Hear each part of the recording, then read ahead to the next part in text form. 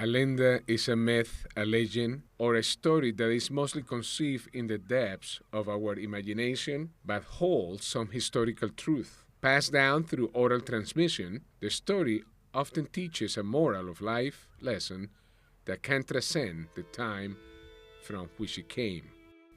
The time of our story is 1712. In this year, the city's mayor, or capital, is Domingo Francisco Francisquez, known by his nickname as Cabecinha. Placed in power by King João Paulo of Portugal, in 1698, he rules as a tyrant, using cruelty and violence to control his people. Cabecinha has a brother, Miguel Francisco, who falls in love with an extraordinarily beautiful woman whose name is Ana Lamin. She was desirable, and another man fell in love with her as well, the local judge João Moore. The men agreed to a duel for her hand in marriage. They take 5 steps forward, turn, aim, and fire. Both men die from their wounds.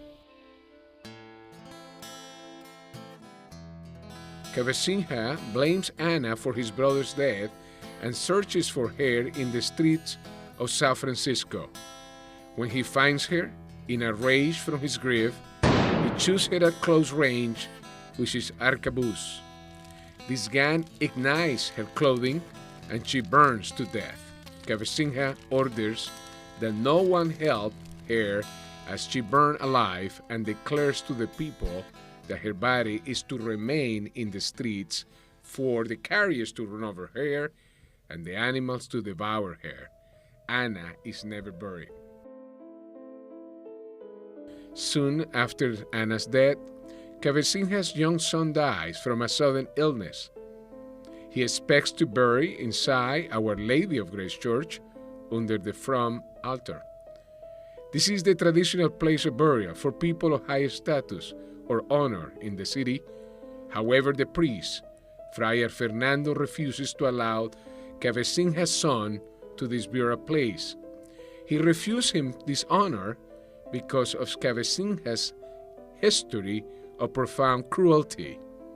Naturally, Cabecinha is enraged at the priest's refusal to honor his family.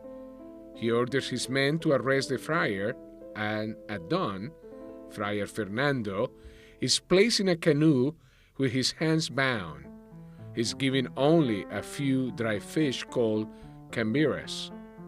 The people of the city gather to witness the priest being set adrift at dawn into the bay.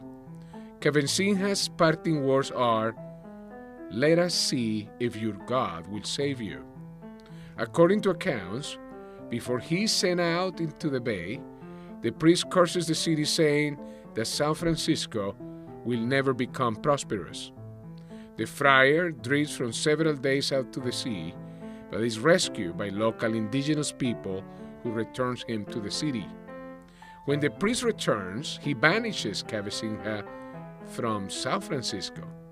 Cabecinha walks into the jungle, never to see again, where many believe he died. The curse of a priest was believed to have an enormous power, and the belief in it has affected the people of San Francisco over the centuries. Lendas are stories that endure for generations because they embody beliefs and transcend time, culture, and place. The sins of the fathers follow the son. Cruelty will be avenged. The risk of tragedy with extraordinary beauty, jealousy, and passion, the power of a priest's curse. These are lessons of the Lenda of San Francisco, beliefs that endure today just as they did on a small island in Brazil centuries ago.